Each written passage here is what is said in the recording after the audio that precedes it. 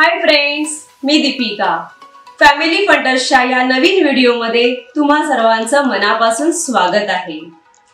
कारलं ही अशी भाजी आहे जी शक्यतो कोणालाच आवडत नाही, विशेष करून लहान मुलांना. पण तेच कारलं जर वेगळ्या पद्धतीने बनवून दिलं तर का नाही आवडणार कोणाला. तर अशीच नवीन रेसिपी आज आपल्याला दाखवणार आहेत आमच्या थोरल्या जाऊबाई.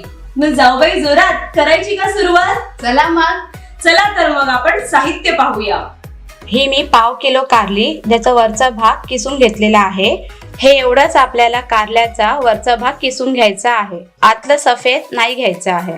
आणि त्याच्यात आपण मीठ टाकून ते चुरून 1 तास अगोदर ठेवून द्यायचं आहे आणि ते पाण्याने स्वच्छ धुवून घ्यायचं आहे. 2 कांदे बारीक चिरून घेतले आहे, चवीनुसार मीठ, चिमूटभर हिंग, अर्धा चमचा हळद, 3 चमचे लाल तिखट, 3 ते 4 पळ्या तेल, 3 कप गव्हाचं पीठ. हे आता आपण कारलं आणि कांदा शिजवून घेऊया. हे मी 2 पळ्या तेल घालत आहे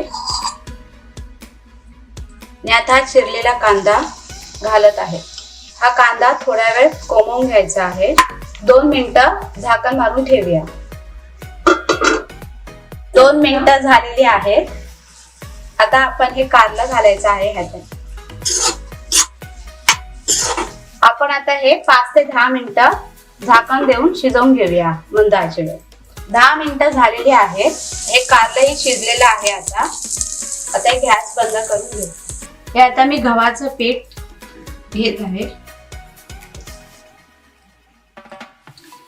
हिंग, हळद, चवीनुसार मीठ,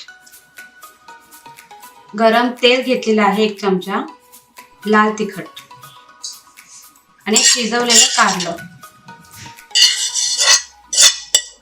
हे आता आपण सगळं एकत्र करून घ्यायचं आहे आणि चपातीला जसं आपण पीठ मळून घेतो तसं मळून घ्यायचं आहे. पाणी घालून पीठ मळून घेत आहे. आता हे आपलं पीठ मळून झालेलं आहे. आपण चपात्या करून घेऊया. आता हे आपण गोळे करून घेतलेले आहेत. ह्याच्या चपात्या करून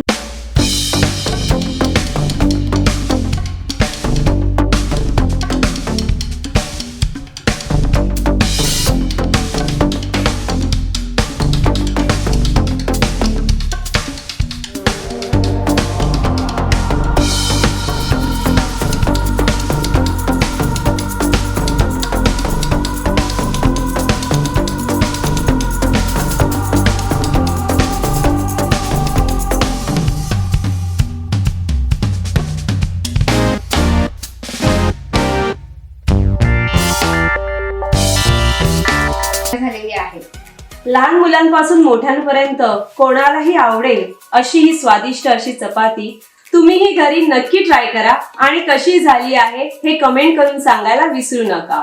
आमच्या चॅनलला लाईक करा, शेअर करा आणि सबस्क्राईब करायला विसरू नका. धन्यवाद.